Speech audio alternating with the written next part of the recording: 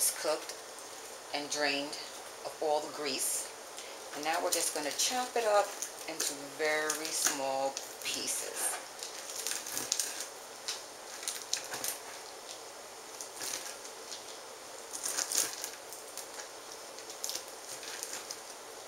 You just want to make the bacon crumbly, so when it goes inside of the macaroni and cheese, you're biting into small pieces as opposed to big chunks of bacon.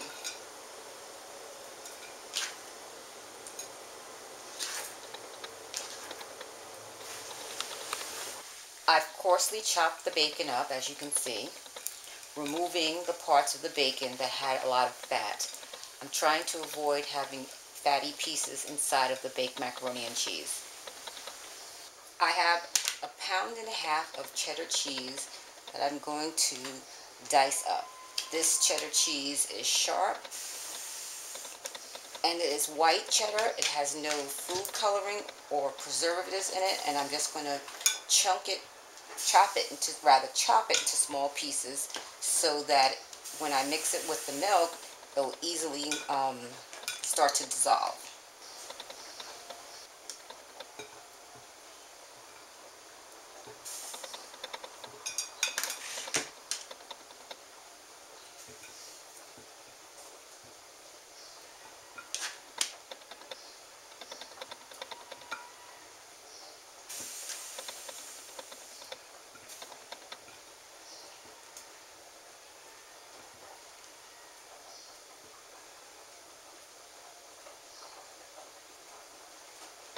For this recipe, I'm going to use 2 boxes of the Ronzoni gluten-free pasta.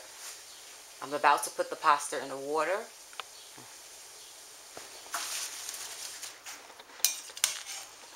Our noodles are fully cooked, and now I'm going to drain the excess water off the noodles. Now we are going to coarsely chop our chives up. Chopping the chives up coarsely is going to release the flavor of the chives, and it's going to add an extra special punch to the sharp cheddar cheese when it's cooked into the macaroni and cheese. Chives with cheddar cheese is one of my favorite combinations, and I've done a couple of other recipes that have included this combination.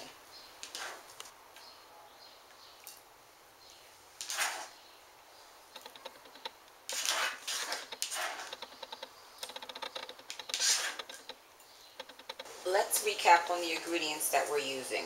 We have chives, we have cheddar cheese, we have bacon.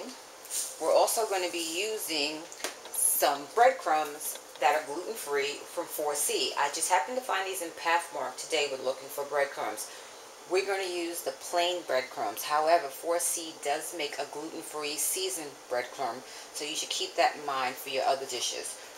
We're also going to be using another cheese to go with the macaroni and cheese, and that is Romano cheese.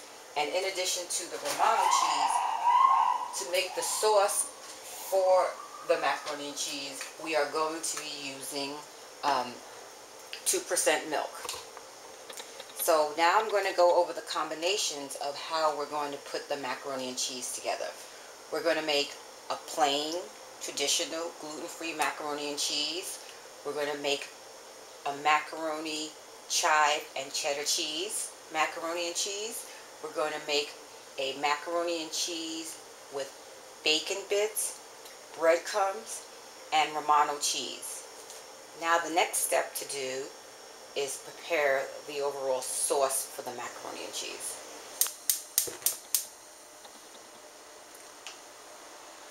Under a low to medium flame, I'm going to bring 1 quart of milk to boil.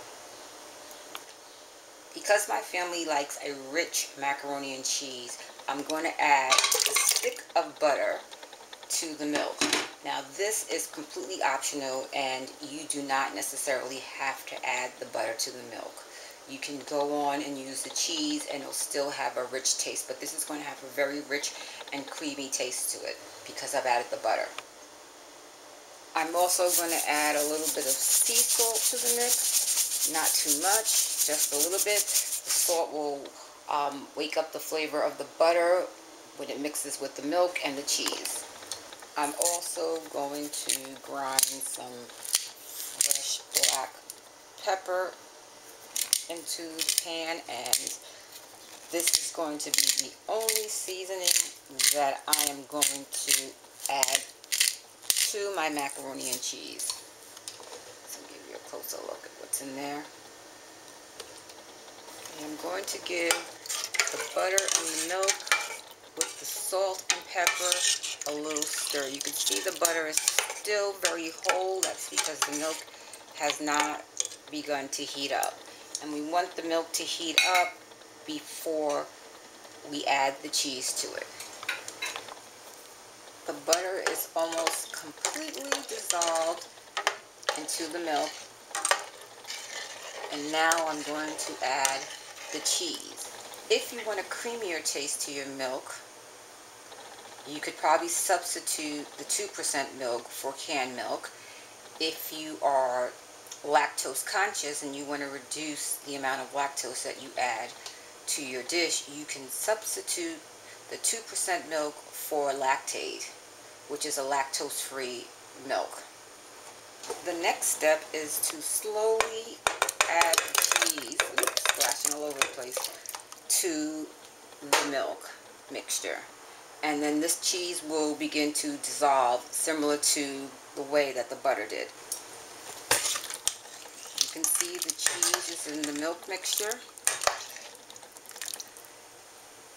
And I'm going to let it heat up and dissolve. And I also saved a very small bit of cheese on the side, just in case I want to add it into individual cupcake tins with the macaroni to give it a little bit more of a cheesy appeal to it. I have 4 cupcake tins. Each of the tin has 6 cupcake compartments. I'm going to use cupcake liners as the holder for my macaroni and cheese.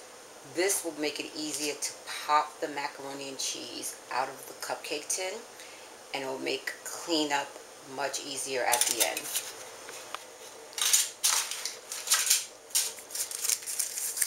Each of the tins come with a clear white separator, so I have to remove that, and then I have to stick the liners inside the tin. So it's going to take a few seconds for me to complete this. So when I'm done, I'll put the camera back on. All of the tins now have liners. Now we're going to go back and work on the actual base of the macaroni and cheese. Our cheese and butter, sea salt, and pepper have blended into this nice, rich sauce. So now we're going to start putting together the basic macaroni and cheese. I've split the noodles into 2 pots. This is pot 1 and this is pot 2. There's no particular reason, it's just that I didn't have a pot big enough to hold all the noodles at once. And you're probably wondering why I use this particular noodle. Well, the truth of the matter is that I wanted to use elbow noodles, but I couldn't find elbow noodles in the store. So, since this is not a traditional macaroni and cheese, I figured it didn't matter what noodles I used. But of course, you are free to use whatever noodles you desire. The next step is to mix the cheese sauce in with the noodles. So I'm going to take a small amount of the cheese sauce and begin to pour it into here. And I want to make sure I scoop out some of the cheese mixture from the bottom so that I am sure to get it in to each of the separate pans. And then I'm going to start to mix it around so that it coats the noodles.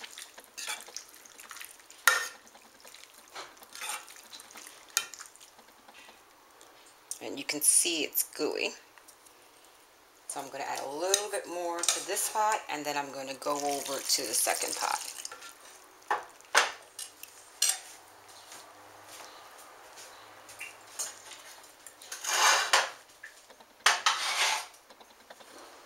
Again, I'm going to do the same exact thing. I want to coat the noodles with the sauce mixture. And then I'm going to scoop out some of the cheese that rested on the bottom. Stir them together.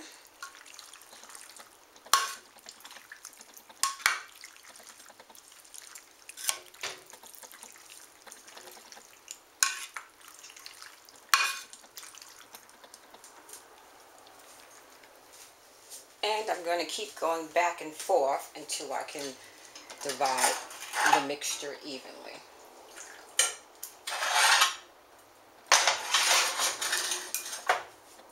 Okay, here we go again.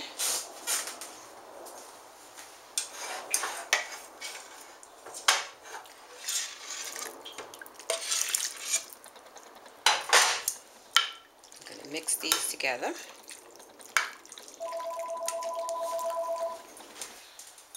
Now, to ensure that the mixture holds together when we scoop it out and we place it inside of the cupcake tins, we are going to add an egg to each pan. So in this bowl, I have 2 eggs that I'm going to just quickly whisk, and I'm going to measure it out and divide it between the 2 pans, and then I'm going to stir it up. So that's egg 1 and pan 1, and then this is going to be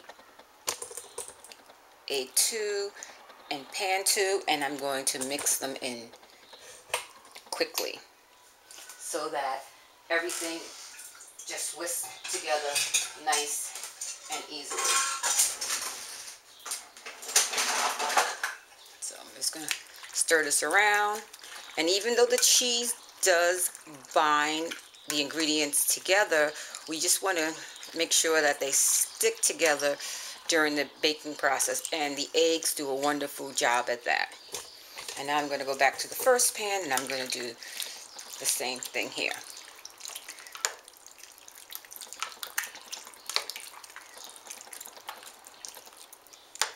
Oops, you can't really see me. Sorry about that. I'm mixing the eggs in the second pan and the first pan. Now that they're mixed in, we're going to start assembling our ingredients and adding everything to it. Because I'm making custom macaroni and cheese dishes, I'm going to separate the ingredients out again so that I can mix the add ones in. So I'm going to pour a little bit of this, oops, that one flying across the room, into this pan. And I'm going to do my first add-in. And my first add-in will be the chives. So this one is what we're going to call the macaroni and cheese with chives. And I want you to get a good look at what's in here because it looks so pretty and colorful. Give it a good stir, mix it up, and now we're going to prepare to add this to the cupcake tins. So now I'm going to use a 1/3 cup measuring device, and I'm going to scoop the mixture into the tins.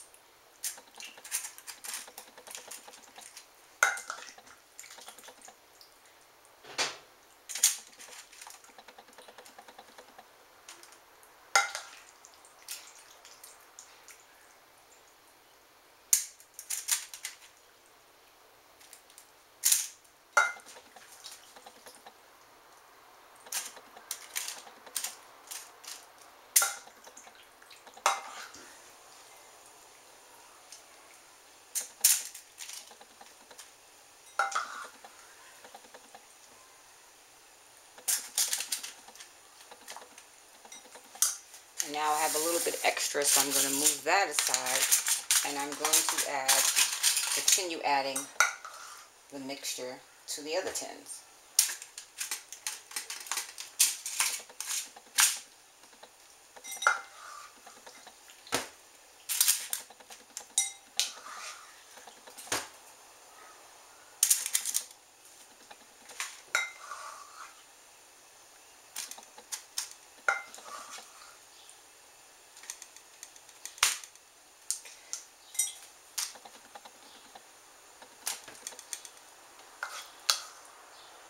And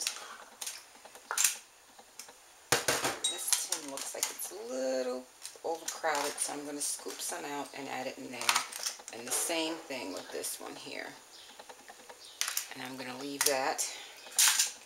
And I'm going to scrape off the excess. And then I mentioned that I had saved some blocks of cheese, and I'm just going to put them in here just to give it an extra cheesy effect.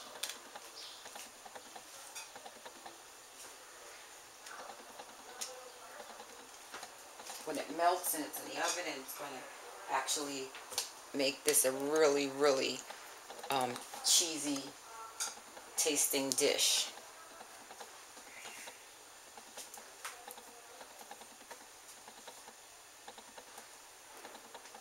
So to top this off, I am going to add a little bit of grated cheese to the top of it. And that is where the Romano cheese comes in. So I'm going to use my grater, and I'm going to grate this nice fresh block of Romano cheese. And as you can see, it's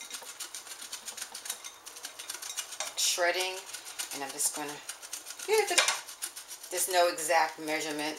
My family, they're very, very fond of cheese, so you can add as much or as little as you like. And I'm going to do this a couple of times in different ways to the different variations of the macaroni and cheese that we're going to be making today.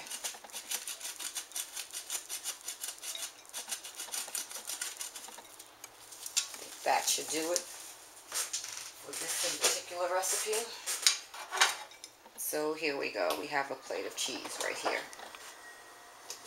Now I'm going to take the grated cheese and I'm going to sprinkle it on top of the individual cupcake tins, just to add a little bit more flavor to it, and different cheese will give it a different texture. Not going to put too much, because you really don't need too much cheese. You already have the chives in with the cheddar cheese. So I just want to add a little extra something to it. And then I'm going to go over to the other tin over here, and I'm going to do the same thing, just to give it a different texture to it.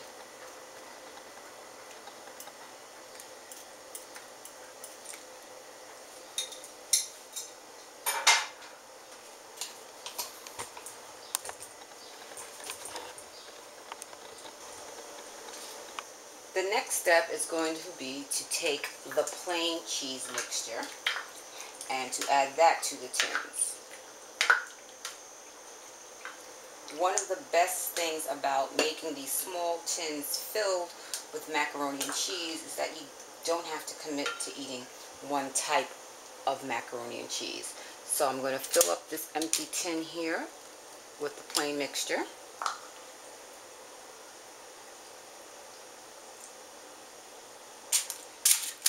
Oops, and this one as well.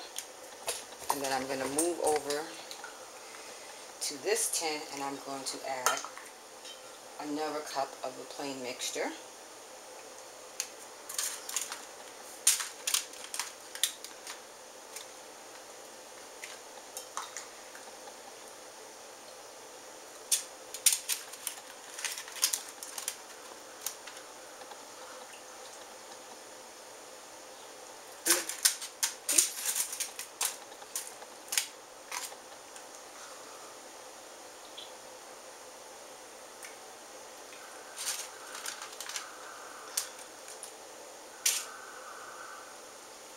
And as with the other mixture, we're going to also add a little bit of the grated Romano on top of it to ensure that it has a tasty flavor. While I was off camera, I grated some more of the Romano cheese because I didn't want to bore you with the details.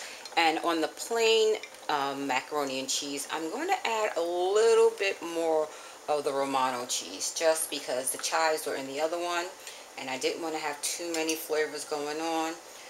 But this one is just a cheesy macaroni and cheese, so it's okay to add the extra flavors in. But you are free to add as much or as less cheese as you desire. So the last macaroni and cheese cup includes the bacon bits. So what I am going to do is I'm going to mix the bacon bits into the macaroni and cheese. We're just going to stir them around so they get mixed in really well, so that when I scoop them out, they will have the flavor of the macaroni and cheese. Oops. And then I had some cheese that I saved from before, so I'm going to throw that in here as well, just to make this dish a little bit more pop. Give it a little bit extra pop. So now that we mix those two in together, we're going to assemble the dish the same way we did with the other one. Here's our tin. We're going to scoop up some of the mixture. We're going to put them in cups. Try and grab a little bit of bacon in here. Oops. A little bit of bacon in here. Now we're going to go to the next tray, which is right here. I'm going to try and scoop them into the cups. Scoop these into the cups. And I know you're probably wondering where the 4C breadcrumbs come in, and that is going to be added to this recipe here.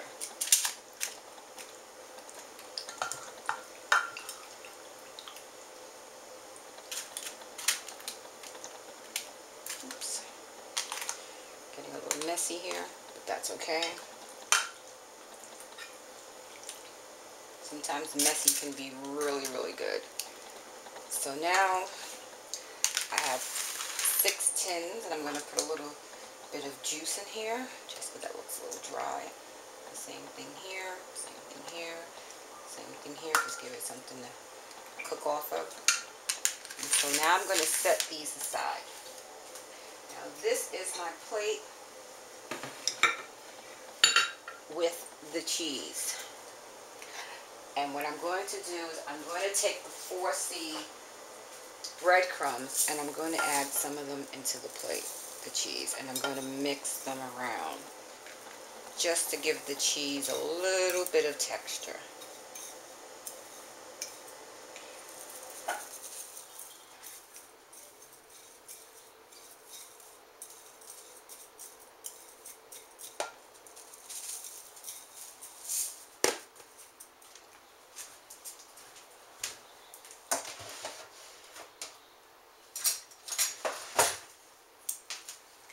Then what I'm going to do is I'm going to take this mixture and I'm going to place it on top of the macaroni and cheese. So this is going to give it sort of a crumbly type of cheesy topping.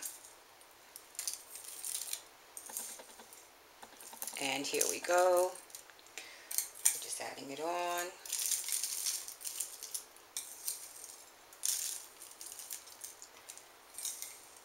The application may look a little sloppy, but trust me, the end result is going to be very, very tasty.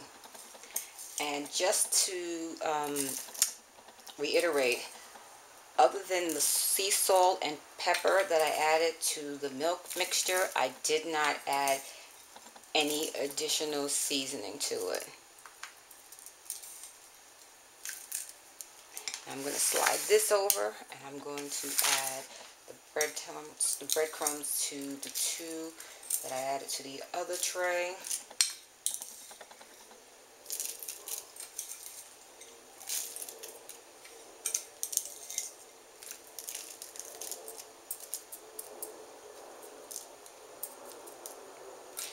Now this dish is pretty much, except for the fact that it has raw eggs in it, it's pretty much cooked. So what I'm going to do is I'm going to put this in the oven, all four actually, of these tins in the oven at 350 for about 15 to 20 minutes. then I'll go back and I will check them and see what needs to be done, and then I'll pop them out and take photos for you.